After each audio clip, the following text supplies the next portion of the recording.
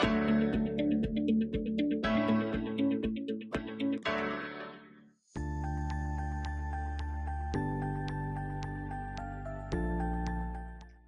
students, welcome to the session of Social Science. We are studying globalization and the Indian economy, and today we will be discussing an important aspect of this chapter called World Trade Organization. हमने अपने पिछले sessions में देखा कि कैसे globalisation एक खूबसूरत journey के साथ आगे बढ़ रहा है, पर इस जर्नी में बहुत सारे चैलेंजेस भी होते हैं। इन्हीं चैलेंजेस में से एक क्वेश्चन हमारे सामने निकल कर आ जाता है। क्वेश्चन ये कहता है कि अगर मान लेते हैं कि जो फॉरेन ट्रेड जो एक कंट्री से दूसरी कंट्री के बीच में होता है, ये एक जर्नी है। मान लीजिए जैसे कि हम एक रोड ट्रिप पे जा रहे हैं, तो इस जर्नी में आप क्या पसंद करेंगे कि यहाँ पर बैरियर्स आए या फिर ब्रिजेस आए। बैरियर्स आपकी प्रोग्रेस को यानी इस जर्नी को बहुत ज्यादा स्लो डाउन कर देंगे, अनइकोनॉमिकल बना देंगे और अनकंफर्टेबल भी बना देंगे। वहीं पे ब्रिजेस आपकी कनेक्टिविटी को बहुत ज्यादा इंप्रूव कर देंगे और आपकी जर्नी को बहुत ज्यादा स्मूथ, कंफर्टेबल और इकोनॉमिक बना देंगे। तो आपको क्या चाहिए इस जर्नी में, ब्रिजेस या बैरियर? ये आप सोचिएगा और हम स्टार्ट करते हैं अपना आज का सेशन। हमारे आज के सेशन में हम पिछले एक सेशन के साथ कनेक्टिविटी एस्टैब्लिश करेंगे, जहां हमने देखा था कि कैसे इंडिया जब इंडिपेंडेंस गेन करता है तो अपने लिए अपने इनिशियल फेजेस ऑफ डेवलपमेंट में कुछ ट्रेड बैरियर्स लगाता है। फिर वक्त की नजाकत को समझते हुए इन ट्रेड बैरियर्स को हटा भी लिया जाता है और इंडिया अडॉप्ट करता है the policy of liberalisation of foreign trade and investment, which has been supported by several international organisations. ये ऑर्गेनाइजेशंस का मानना है और ये बार बार इस बात की आर्ग्यू करती हैं कि जितने भी फॉरेन ट्रेड के ऊपर बैरियर्स हैं, इन सभी को रिमूव कर देना चाहिए, जिससे कि हम ग्लोबल लेवल पे इकोनॉमीज को एक साथ ला सकें। क्योंकि ये जो ट्रेड बैरियर्स हैं वो कहीं ना कहीं ग्लोबल लेवल की इकोनॉमीज की प्रोग्रेस में काफी ज्यादा हार्मफुल है। इसके बाद ये लोग बार बार इस बात पे पुश करते हैं कि कहीं ना कहीं ट्रेड को फ्री किया जाना चाहिए and we all have to adopt the policies of liberalisation across all the countries. तो यहाँ हम देखते हैं कि बहुत सारी इंटरनेशनल ऑर्गेनाइजेशन का हमें इस खूबसूरत जर्नी में रोल भी नजर आता है और ऐसे ही कुछ पावरफुल इंटरनेशनल ऑर्गेनाइजेशंस हैं जो इस बात की गवाही देती हैं कि we should free the trade by removing all the trade barriers. क्योंकि इनका मानना है कि जो ट्रेड बैरियर्स होते हैं ये कहीं ना कहीं हमारे इकोनॉमिक ग्रोथ और इंटीग्रेशन के बीच में एक रुकावट है। तो अगर हम इनको रिमूव कर देंगे तो हमारी इकोनॉमिक ग्रोथ जो ग्लोबल लेवल पे है और इंटीग्रेशन, ये दोनों ही बहुत तेजी से इंप्रूव हो जाएंगी। कैसे? मान लीजिए आज की डेट में जो बाजार है वो एक बड़े लेवल का बाजार बन जाता है। इनका मानना यह है कि हम इस बाजार को अगर ग्लोबल लेवल पे सेटअप कर देंगे तो कहीं ना कहीं हमारी जो ग्रोथ है वो बढ़ जाएगी। क्योंकि मान लीजिए कोई प्रोडक्ट जो हमारी कंट्री में नहीं आता, वो अगर किसी दूसरी कंट्री में मिल रहा है और सस्ते दामों पे मिल रहा है, तो क्यों ना उसे बाय कर लिया जाए। इसी तरीके से हमारा जो ग्रोथ है वो बढ़ेगा, क्योंकि एज अ नेशन हम डेवलप करेंगे और इसी फॉरेन ट्रेड और इन्वेस्टमेंट के चलते बहुत सारे लोगों को काम मिलेगा और इसी के चलते ये इंटीग्रेशन भी बहुत तेजी से बढ़ जाएगी।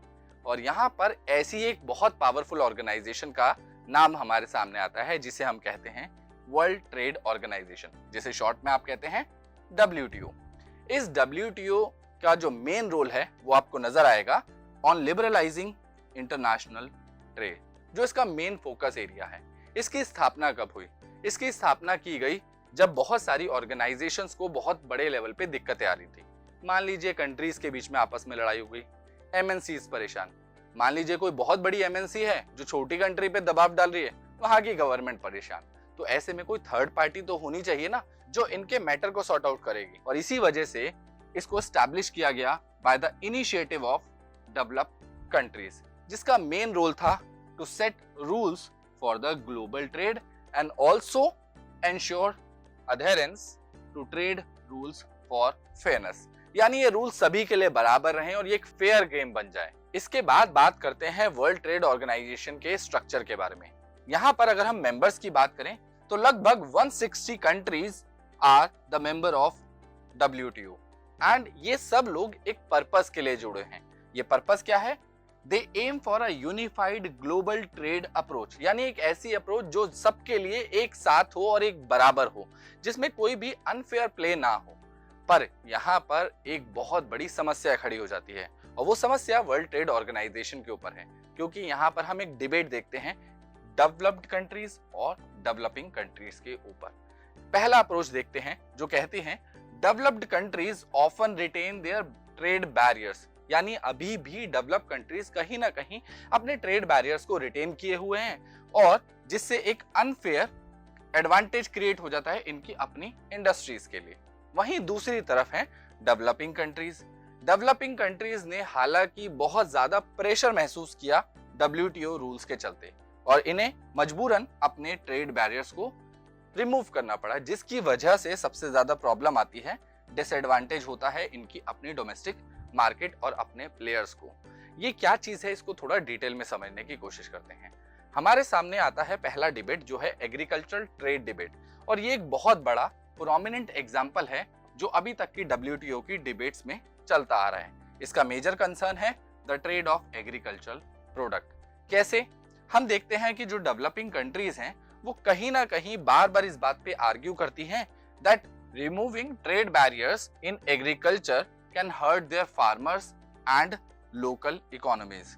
डेवलपिंग कंट्रीज बार बार इस बात को सामने रख रही हैं कि ये जो ट्रेड बैरियर्स को हटाने की वजह से इनके अपने फार्मर्स और जो लोकल इकोनॉमी के अंदर मेजर रोल प्ले कर रहे लोग हैं उनको बहुत ज्यादा नुकसान होता है। जबकि डेवलप कंट्रीज की अगर हम बात करें तो ये कहीं ना कहीं अभी भी they have been reluctant to reduce the subsidies and the tariff on their own agricultural products which create an uneven playing field.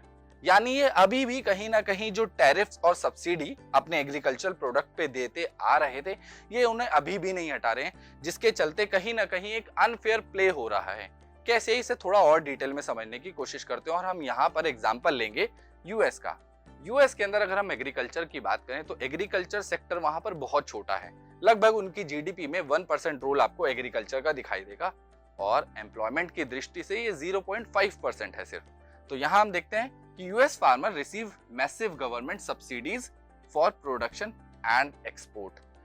Subsidies allow US farmer to sell product at abnormally low rate in the global market. Example के लिए agriculture की अगर हम यहाँ बात करें तो कोई एक प्रोडक्ट है, मान लीजिए जो 100 रुपए का बिकता है। अब ऐसे में ये उसे बोलते हैं कि आप इसे 50 रुपए का बेचिए और आपके पास जो 60 रुपए है वो हम आपको दे देंगे। तो कहीं ना कहीं ये प्रोडक्ट अभी भी फार्मर को बेचने के बाद भी 110 रुपए का आया, यानी मार्जिन इसके पास है। ये 60 रुपए की सब्सिडी दे के कहीं ना कहीं अपने फार्मर्स को एक्सप्लॉइट होने से बचा रहे हैं। इसका इंपैक्ट कहां पर आ रहा है? इसका इंपैक्ट पड़ता है डेवलपिंग कंट्रीज पे। कैसे पड़ता है? Low price surplus farm product from the developed countries harm the farmers in the developing countries by undercutting the local market. अब वही प्रोडक्ट मान लीजिए इंडिया में 100 रुपए का है, ऐसे में अगर गवर्नमेंट हमारी यहाँ पर सब्सिडी दे दे तो ज्यादा से ज्यादा 15 रुपए की दे पाएगी। पर क्या वो अभी भी मार्केट में जो 50 रुपए का प्रोडक्ट आ रहा है जो कि फॉरेन से आ रहा है उसके साथ कंपीट कर पाएगा? नहीं। हमारे फार्मर्स को यहाँ बहुत ज्यादा लॉस झेलना पड़ता है, जिसके चलते एक कहीं ना कहीं बहुत बड़ा सवाल खड़ा हो जाता है इस डिबेट में, जो ये कहता है डेवलपिंग कंट्रीज की तरफ से कि if we as developing countries have reduced trade barriers as required by the WTO rules, why are the developed countries still allowed to subsidize their farmers? ऐसा क्यों हो रहा है? Can this be considered free and fair trade, जिसकी वजह से इस organisation को सेटअप किया गया था?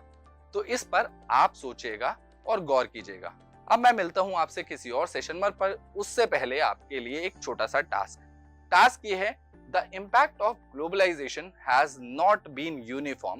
Explain this statement with the help of example. मैं आपसे किसी और ऐसे ही इंफॉर्मेटिव सेशन में मिलूंगा।